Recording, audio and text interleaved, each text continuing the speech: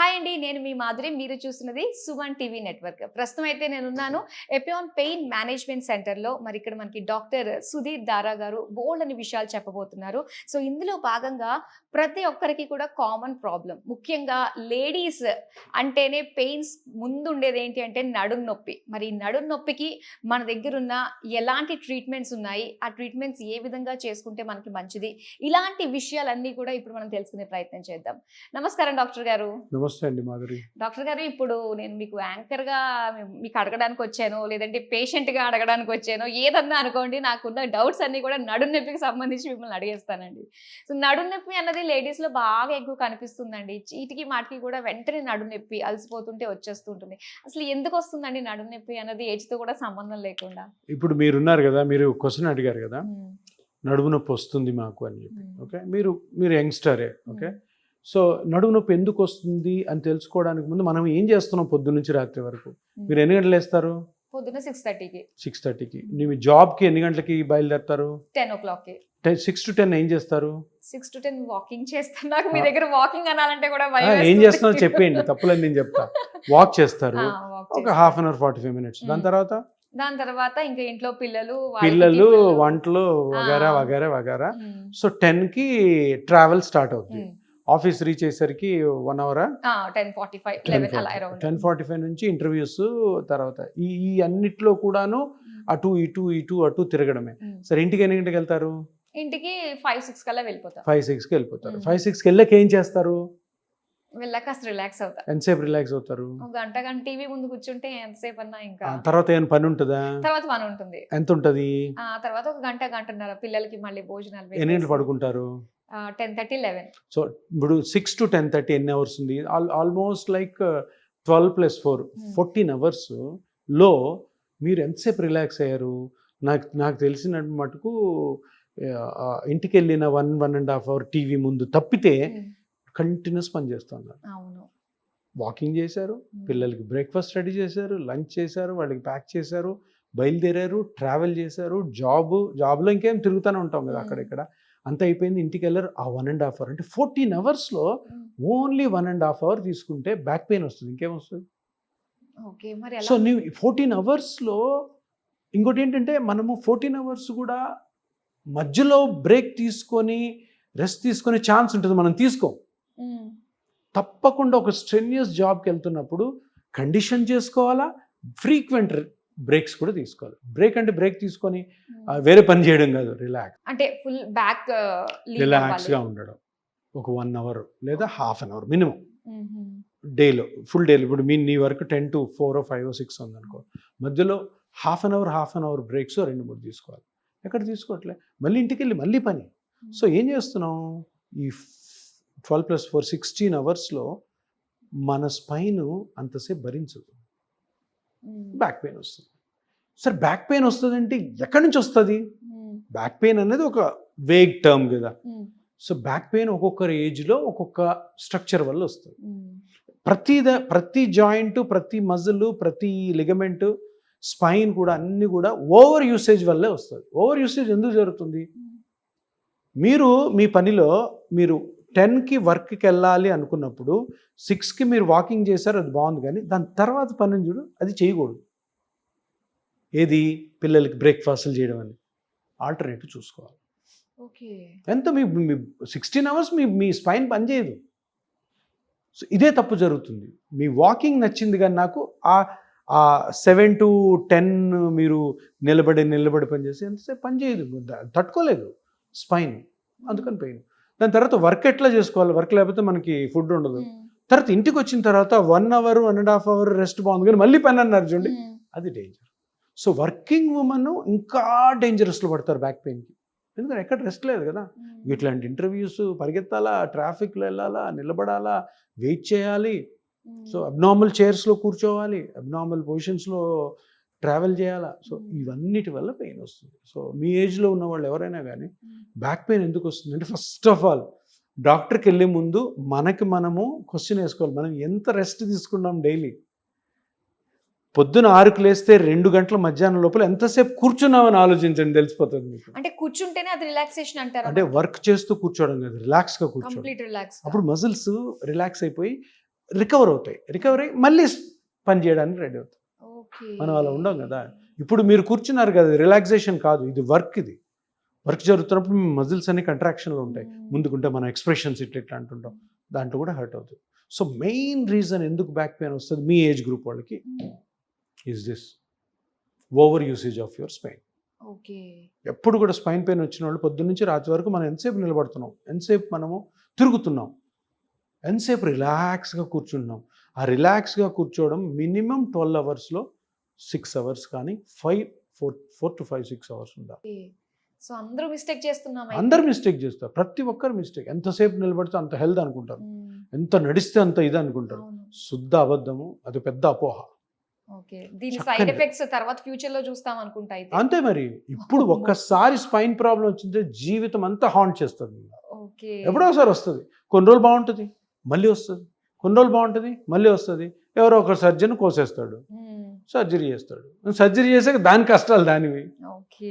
ఇప్పుడు ఇందులో మనకి L1 L2 అని చెప్పేసి ఏదో ఇప్పుడు చాలా ఇంపార్టెంట్ క్వశ్చన్ అంటే, సరే బ్యాక్ పెయిన్ వస్తుంది సార్, మరి బ్యాక్ పెయిన్ అంటే ఏమేమి కారణాలు వస్తాయి, ఏమేమి ఉన్నాయి? నేను ఇంతకుముందు చాలా ఇంటర్వ్యూస్లో చెప్పాను, మోకాళ్ళకు నొప్పులు 5 స్ట్రక్చర్ వల్ల వస్తాయి. Bones, muscles, ligaments, cartilage, meniscus, అంతే. ఇంకా అక్కడ ఏమి ఉండవు.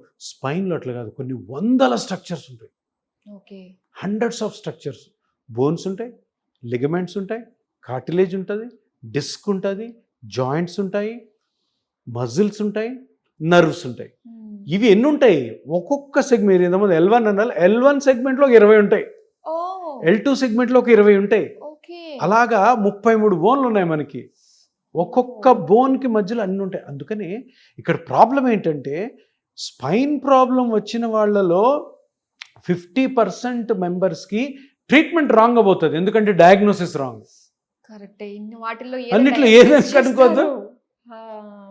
తిరుపతిలో మా గుండోడు తప్పిపోయాడు, అందరికి గుండు ఉంటుంది. కరెక్ట్ అండి. అందరికి ఏ స్ట్రక్చర్. సో ఇది పెద్ద ఛాలెంజ్. ఇప్పుడు ఇంతకు ముందు వరకు పెయిన్ మేనేజ్మెంట్ సెంటర్స్ లేకుండా, పెయిన్ మేనేజ్మెంట్ స్పెషాలిటీ లేక ముందు వరకు ఎవరైతే నడుము నొప్పికి ట్రీట్మెంట్ చేసేవాళ్ళో వాళ్ళు జనరల్గా pain killers, exercises, pain killers, exercise, final surgery. కానీ ఆ సర్జరీ కరెక్ట్గా జరుగుతుందా లేదా? జనరల్గా 100 మంది బ్యాక్ పెయిన్తో బాధపడుతున్న వాళ్ళు 5 మందికే సర్జరీ ఫిట్ ఉంటారు. మరి 95 మంది ఏమవుతున్నారు? ఈ 95 మెంబర్స్ ఏమవుతున్నారు? 95 మెంబర్స్ కూడా నొప్పితో బాధపడుతున్నారు. ఎందుకు? నొప్పిని అప్పుడు రిలీవ్ చేసుకోవాలంటే ఏం మెథడ్స్ ఉన్నాయి? ఏమి లేవు. టాబ్లెట్స్కి అడిక్ట్ అయిపోయి కిడ్నీ పోయిన వాళ్ళు ఉన్నారు. ఏంటి రీజన్ అంటే బ్యాక్ పెయిన్. మీకు బ్యాక్ పెయిన్ ఇన్సిడెంట్స్ ఎంత తెలుసా సొసైటీలో? ఇప్పుడు జూబ్లీ హిల్స్లో ఒక 1,00,000 మంది ఉన్నారనుకోండి, 1,00,000 బ్యాక్ పెయిన్తో బాధపడేవారు 30,000 మంది ఉంటారు. 30%. ఎంత ఎక్కువ బర్డన్ చూసారా? వేరే జబ్బులన్నీ కూడా <1% ఉంటాయి. ఇది ఒక జబ్బుగా చూసుకున్నా కూడా 30%. అంటే ఈ 30% మెంబర్స్ ఏదో ఒక నొప్పితో ఏదో ఒక రోజు జాబ్ మానేయడమో, ఒక వారం లీవ్ తీసుకోవడమో, ఒక నెల లీవ్ తీసుకోవడం, కొంతమంది జాబులు మానేయడం, జాబ్ కంప్లీట్గా ఎత్తాడు. అంత ఉంది దీని సోషల్ బర్డన్. ఇక్కడ జరుగుతున్నది ఏంటంటే, మనం మళ్ళీ వచ్చేది కారణాల కోసం. ఇప్పుడు నేను చెప్పింది physiotherapy, tablets, final surgery. Surgical indication 5%. అంటే 100 మందిలో 5 మందికే. ఈ 95 మందికి చాలా చాలా కారణాలు ఉన్నాయి. ఇప్పుడు పెయిన్ మేనేజ్మెంట్ సెంటర్స్లో ఉన్న ఎక్విప్మెంట్ తోటి, ఉన్న స్కానింగ్ ఫెసిలిటీస్ తోటి ఆ చిన్న చిన్న స్ట్రక్చర్స్, చిన్న లిగమెంట్ క్రాక్ అవ్వచ్చు, చిన్న జాయింట్ ప్రాబ్లం రావచ్చు, చిన్న డిస్క్ ప్రాబ్లం రావచ్చు, చిన్న నర్వ్ కంప్రెషన్ కావచ్చు. ఈ అన్నిటికి కూడాను కరెక్ట్గా ఆ పాయింట్ని కనిపెట్టి దానికి రీజనరేటివ్ థెరపీ, చిన్న చిన్న రేడియో ఫ్రీక్వెన్సీ ట్రీట్మెంట్ తోటి కంప్లీట్గా రికవర్ చేయొచ్చు. ఓకే. సో ఇక్కడ ఈరోజు మనం తెలుసుకోవాల్సింది ఏంటంటే, స్పైన్కి చాలా ఒక 10 years బ్యాక్ వరకు కూడాను సర్జరీ ఇండికేషను ఓన్లీ 5%. 100 మందిలో 95 మంది సఫర్ అవుతానంటారు. 95 మంది పోయి డాక్టర్లు అడుగుతారు, సార్ నాకు సర్జరీ చేసేయండి సార్, భరించలేక. అది రాంగ్ సర్జరీ అవుతుంది. సో అందుకని ఇప్పుడు అందరూ తెలుసుకోవాల్సింది ఏంటంటే, 95% ఎవరైతే ఆపరేషన్కి ఫిట్ కారో వాళ్ళందరికీ కూడాను దెర్ ఈజ్ ఎ హోప్. తప్పకుండా రికవర్ అవుతారు. But only thing is correct doctor దగ్గరికి వెళ్ళి కరెక్ట్గా స్కాన్ చేసుకొని ఆ స్ట్రక్చర్ ఎక్కడి నుంచి అయితే నొప్పి వస్తుందో కనుక్కోవాలి. ఇప్పుడు మనం మామూలుగా చూసేది సర్జరీలు జరిగేది సయాటికాకి, ఇక్కడ నుంచి కాలంతా గుంజుతుంటుంది, డిస్క్ బయటకు వచ్చింటే నరం వాస్తుంది, కాలు గుంజుతుంది. ఇది అందులో కూడాను అలాగ సయాటికా వచ్చే నొప్పి వాళ్ళకు కూడాను ఒక 5% సర్జరీకి పోవాలి, మిగతా 95% ట్యాబ్లెట్స్, ఫిజియోథెరపీ. కొత్త ట్రీట్మెంట్స్ ఏంటంటే ఇప్పుడు రేడియో ఫ్రీక్వెన్సీ అబ్లేషన్ అని ఒక చిన్న నీడిల్తోనే ఆ ఇన్ఫ్లమేషన్ని తగ్గిస్తాం, ఆ నరం వాసి ఉంటుందో అది తగ్గిస్తాం. సో సర్జరీకి వెళ్ళాల్సిన అవసరం లేదు, నొప్పి బాధపడాల్సిన అవసరం లేదు, నొప్పి మాత్రలు వేసుకోవాల్సిన అవసరం లేదు. అదేవిధంగా కొన్ని కండిషన్స్ ఉంటాయి. ఈ స్పైన్లో చిన్న చిన్న జాయింట్స్ ఉంటాయి, ఒక బోన్కి ఇంకో బోన్కి మధ్యలో. ఇప్పుడు చూడండి, ఈ 33 బోన్లు అని చెప్పాను కదా, ఈ బోన్కి మధ్యలో వెనకాల జాయింట్ ఉంటుంది, దీన్ని ఫెసెట్ జాయింట్ అంటాం. ఈ జాయింట్ అరిగిపోతుంది. మీరు ఇంతకుముందు చెప్పారు కదా, పొద్దున్న 6 నుంచి 11 వరకు ఆ జాయింట్ అరిగిపోవచ్చు చిన్న వయసులో. ఆ జాయింట్ అరిగిపోతే నొప్పి వస్తుంది, దానికి సర్జరీ లేదు. అసలు ఏ రకమైన సర్జరీ ఎందుకు ఇంత చిన్న జాయింట్ ఇంత ఉంటుంది, అది అరిగిపోయి నొప్పి పడుతుంది. ఇట్లా నడుము వెనక్కంటే సివియర్ పెయిన్ వస్తుంది, వంగితే నొప్పి వస్తుంది. సో దానికి కూడా ఒక లేజర్ ట్రీట్మెంట్ ప్లస్ పిఆర్పి కూడా చేస్తాం. వావ్, అంత చిన్న దానికి కూడా మన దగ్గర అవైలబుల్ గా ఉంది ట్రీట్మెంట్. ఇప్పుడు ఆ 2 జాయింట్లు ఇట్లా ఉండాలి, గ్యాప్ ఉండాలి, అంటే ఫ్రీ మూవ్. అది అతుక్కుంటుంది. ఎందుకు అతుక్కుంటుంది? లోపల చిన్న కార్టిలేజ్ ఉంటుంది, ఆ కార్టిలేజ్లో కానీ పిఆర్పి వేసాం అనుకో అది రికవర్ అవుతుంది. అదేవిధంగా ఇప్పుడు ఇంకొక చాలా ఇంపార్టెంట్, ఫీమేల్స్లో ప్రెగ్నెన్సీ డెలివరీ అయిన తర్వాత బ్యాక్ పెయిన్ వస్తుంది. మీ ఫ్రెండ్స్లో చాలామంది వినుంటారు. అవునండి, ప్రెగ్నెన్సీ అయింది, నాకు అప్పటి నుంచి నొప్పి తగ్గట్లేదు, 10 సంవత్సరాలు అయింది, మా లాస్ట్ బాబు పుట్టి అప్పటి నుంచి నొప్పి తగ్గలేదు అంటారు. ఇది 90% ఆఫ్ ద టైమ్స్ ఇక్కడ ఒక జాయింట్ ఉంటుంది. ఇది చూడండి, ఇక్కడ లైన్ కనపడుతుందా, ఈ లైన్, దీన్ని సేక్రోఇలియాక్ జాయింట్ అంటారు. ఇప్పుడు ఏమవుతుంది ఇక్కడ, ఇది పెల్విస్. ఇప్పుడు పీక్ ప్రెగ్నెన్సీలో బేబీ ఇందులో ఉంటుంది, ఉన్నప్పుడు ఈ జాయింట్స్ స్ట్రెచ్ అవ్వాలి. అర్థమైందా? ఈ జాయింట్స్ స్ట్రెచ్ అయినప్పుడు పెల్విస్ స్ట్రెచ్ అవుతుంది, బేబీ అకామిడేట్ అవుతుంది. ఓకే, బేబీ డెలివరీ అయిపోయింది, మళ్ళీ ఇది నెమ్మదిగా కరెక్ట్ ప్లేస్లో రిటర్న్ రావాలి.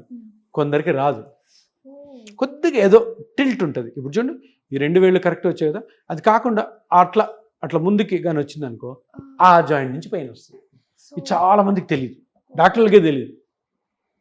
ప్రెగ్నెన్సీ అయిన తర్వాత నడుము నొప్పి, లో బ్యాక్ పెయిన్ వచ్చిన వాళ్ళలో 90% ఫీమేల్స్కి ఇది కారణం.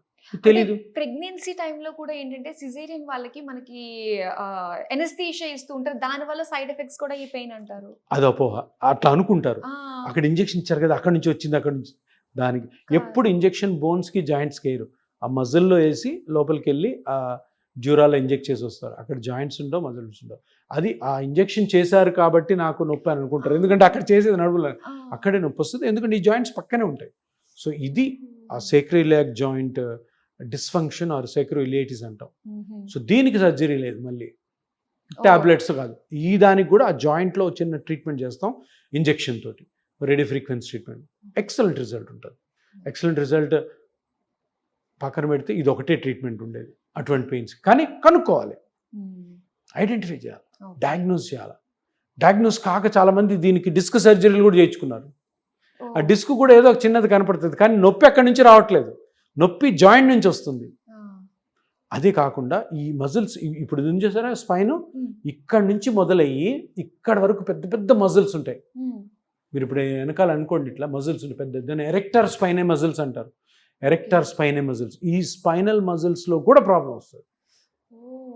మీకు గుర్తుందా, రకుల్ ప్రీత్ సింగ్ వెయిట్ లిఫ్ట్ చేస్తూ ఉంది, సడన్గా బ్యాక్ పెయిన్ వచ్చింది, ఆ మజిల్ క్రాక్ అయింది. Sudden back pain. ఇప్పుడు కొందరు ఎవరో, నేను చాలా ట్రావెల్ చేశాను, సివియర్ బ్యాక్ పెయిన్, నాకు కదలలేకపోతున్నాను, ఇట్లా 15 రోజులు మనకు పడుకొని ఉంటారు. మజిల్ క్రాక్, స్ట్రెయిన్ అయ్యి మజిల్ క్రాక్ అవుతుంది, సివియర్ పెయిన్ వస్తుంది.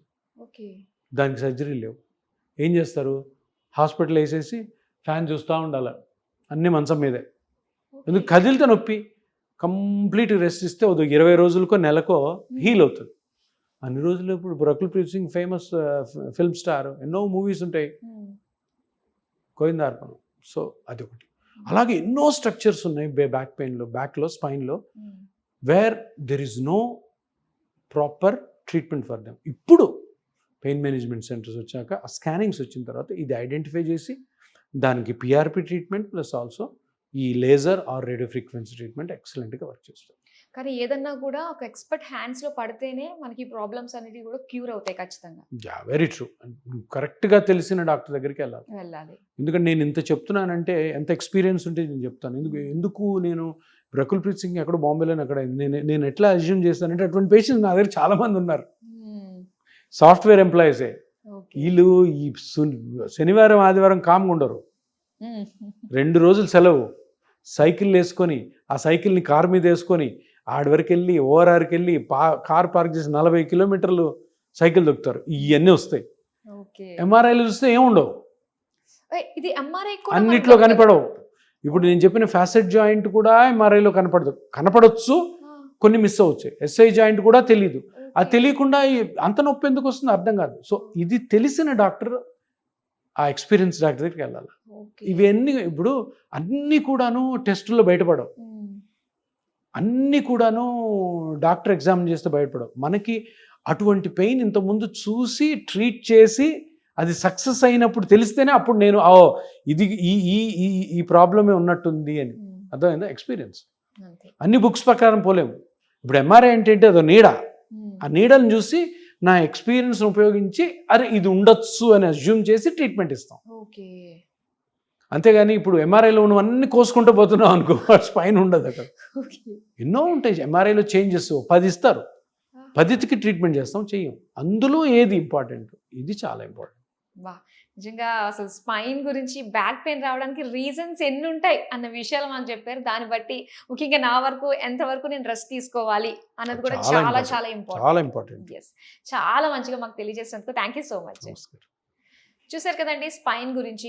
అంతకంటే ముందు మనకి బ్యాక్ పెయిన్ ఎందుకు వస్తుంది, రీజన్స్ ఏంటి, అవి రాకుండా ఉండడానికి ఏ విధంగా మనం మన బాడీని రిలాక్స్ చేయాలి అన్న విషయాలు తెలుసుకున్నాము. ఇంకా బ్యాక్ పెయిన్ తోటి ఎవరైతే బాధపడుతున్నారో సో వాళ్ళకి చక్కగా వన్ టైం సొల్యూషన్ లానే మనకి ఎపియోన్ పెయిన్ మేనేజ్మెంట్ సెంటర్ కూడా ఉంది కాబట్టి సో ఎటువంటి డౌట్స్ ఉన్నా ఒకసారి విజిట్ అవ్వాలనుకున్నా కూడా కింద నెంబర్ కనిపిస్తుంది కదా, వెంటనే కాల్ చేసి అపాయింట్మెంట్ తీసుకోండి.